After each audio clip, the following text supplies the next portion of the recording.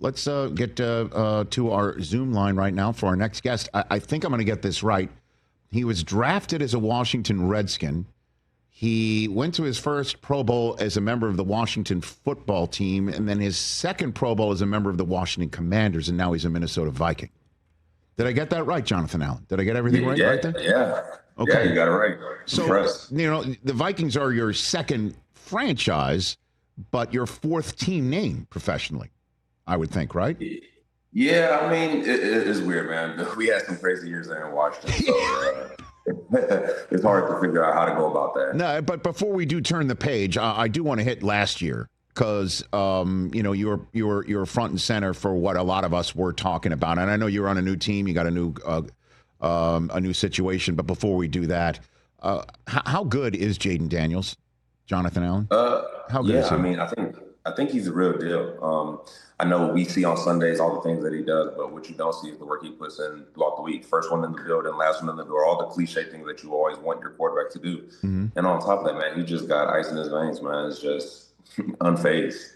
So watching him as I guess this is your ninth year, going an 8-year vet, watching him, is there anyone you could compare him to who you had either played with or maybe even against, Jonathan? Yeah, his mentality really reminds me of Jalen Hurts a little bit. I think we all look at Jalen as like a very stoic, doesn't show a lot of emotion, good, bad, or indifferent, and I see a lot of the similar things in Jaden Daniels. All right, now let's move to your new situation. Why are you in a new situation, would you say, Jonathan? I mean, in the NFL, it's very hard to play your entire career on 1 year. New regime came in.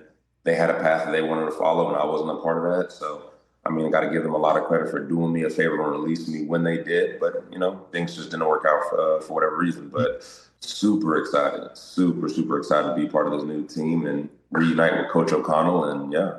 I mean, I was around the Vikings for a weekend in London last year, and the vibe was awesome. I mean, you could just sense it. You could sense the energy and the communication skills and the message from the head coach permeated everywhere.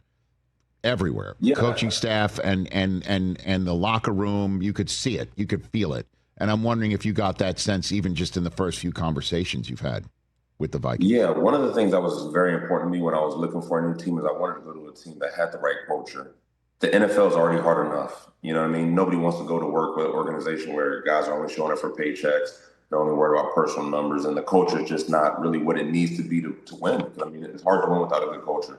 So when I talked to Coach O'Connell and Coach Flores and just all the guys over there in Minnesota, it really felt like they were building something special, and they had built something special, and I just wanted to be a part of that. And so did you ask about the quarterback situation before signing on the dotted line? Was that part of your conversations with them? To be honest, no. I think as a free agent, it's easy to get into the fact that, like, I want to go somewhere where I'm going to win. But winning is a year-to-year thing in the NFL. I mean, you look at the 49ers. They went to the Super Bowl, and then they missed the playoffs the next year or whatever it was. Like, so you really can't look at what they did last year and be like, oh, this is, you know what I mean? So it's hard.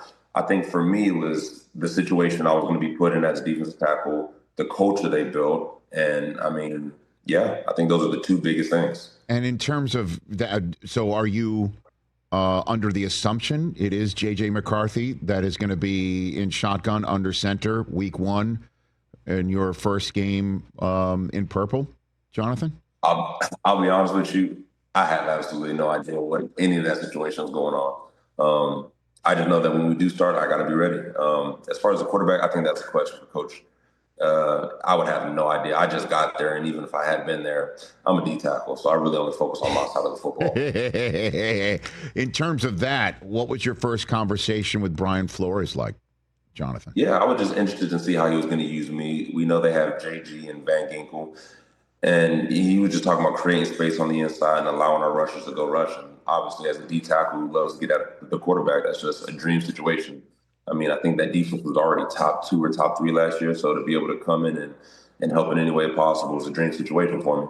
I've got Jonathan Allen here entering year 9 in the National Football League. That's a juicy number, man. You don't see a lot of people sometimes reach that. That's like double the average length of an NFL career. plus. Yeah, Right? it's funny. When I first came in the league, Ziggy Hood was a 10-year vet, and I just remember looking at him like, wow, like you are so old. And now that's me. And I just feel like I have so much left in the tank. And it's just weird when I'll be talking to guys and they'll be like, yeah, I was born in 2003. I'm like, dude, I got memories older than you. So it's definitely a blessing to be in this situation, but not ready for it to end just yet. All right. Hey, Jonathan, I asked this question of all Alabama players that come on this program. I feel, we've got ourselves quite the collection of people that I've asked this question to. The most pissed off you ever made Nick Saban is what, Jonathan? The most pissed off I ever made Coach Saban was in training camp my freshman year. And I'm a freshman. They just won 2 national championships back to back. I'm just trying to survive. Like, I feel like I'm drowning every day. Can't breathe. I'm going through it. And I just remember being on scout team and just getting like, what for me felt like 5 yards besides Adrian McCarron, but I guess I was closer. And the thing about Coach Saban, he called you by your number. So he'll just come up and yell just like 93. And then it just like, ear shrieking and ear piercing, and then after that, you just sit there and he wasn't happy. I'll say that. So why was he not happy again? I got too close to AJ McCarron my freshman year. Okay, and that was after he had won back-to-back natties. Okay, and so he aired you out. We had Robbie Oots on the program yesterday because we're going through some prospects that I saw at the combine that I wanted to talk to. He was one of them. And he said the same thing you said, which is, when he first got to Alabama, he was referred to by Coach Saban as his uniform number. But at some point, he earned the right to be called by his actual birth name.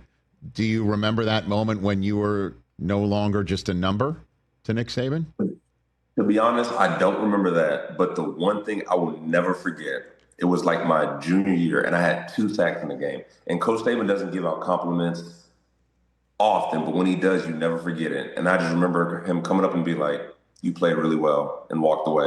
And I was like, "Wow, that was honestly one of the best feelings in the world." Well, one of the best feelings in the world. You just said that off the cuff. Literally came up to me, "You played really well last game," and walked away. And I was like, "Dang!" Right there, skip the beat. That'll do it. And what's your memory of the national championship game? On that monster 85 combined points game against Clemson, Jonathan? Do you want to know there's 2 things that I remember about that game. After we won that game, on the plane ride home, he was emailing recruits and like on the phone with recruits. And I was just like, dude, we just won the natty. Like, he never rests. And I kid you not, the next day we had a meeting as a team, or I think it was 2 or 3 days later. Mm-hmm. And he comes up and he says, "Seniors who are leaving, that is how you end the season, or that's how you end your career at Alabama with the national championship. I'm very proud of you. But for everyone else returning, that is not how we play football." And then he just started berating the defense. No kidding. And I'm like, dude, we just won a natty. But I mean, yeah, he was actually pretty pissed off. So I just remember getting tongue lashed after winning the natty for giving up 40. Because Deshaun Watson and the Tigers put up 40 on you, and he was pissed, even though you scored 45. It was tough. It was, thank God we got out of that game. Oh, my gosh. Anybody like him in the pros that you've seen, or no, not really? Like former players? No. Anybody like Saban on a coaching staff anywhere like him? It's tough because, I mean, when I was in college, it was brutal. Yeah, 2-a-days. We weren't getting paid. And it's just like you're 18 years old, bright-eyed, bushy-tailed. But then you're in the NFL, and it's like I'm 30 with 2 kids, a mortgage. You just can't talk to NFL players the same way. You know what I mean? So it's a little bit different, but it's tough. I heard Coach Coughlin for a long time was very similar to him, but none of my coaches it's hard to compare to Coach Saban. I'll say that. Not bad. Man, in that game, too, I'm just looking right here, Jonathan. 2 touchdowns from Derrick Henry, 1 from 1 yard, 1 from 50. Right? That guy he's not human, right, Jonathan?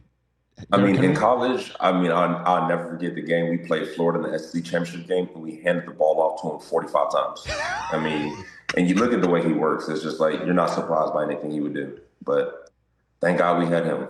Oh, I got to look this up. You're not kidding with that. With that SEC championship game, I think he had like 45 carries for like 230 yards. It was absolutely insane. By the way, I just called it up. 44 carries, 189 yards, and a touchdown. 44. That's a grinder of a game. 44 carries and 183. That means it's 3 yards in a cloud of dust every run. And the Tuscaloosa cold tub, I imagine, right? Afterwards? Yeah. Wow. Jonathan Allen, appreciate the time. Good luck in Minnesota, and let's keep in touch. Appreciate the time. Thank you. I really appreciate you having me. You got it. That's Jonathan Allen. Everybody check him out when the Skull Chants start in 2025 right here on The Rich Eisen Show. Catch The Rich Eisen Show live weekdays from 12 to 3 p.m. Eastern on Roku Sports Channel in the U.S.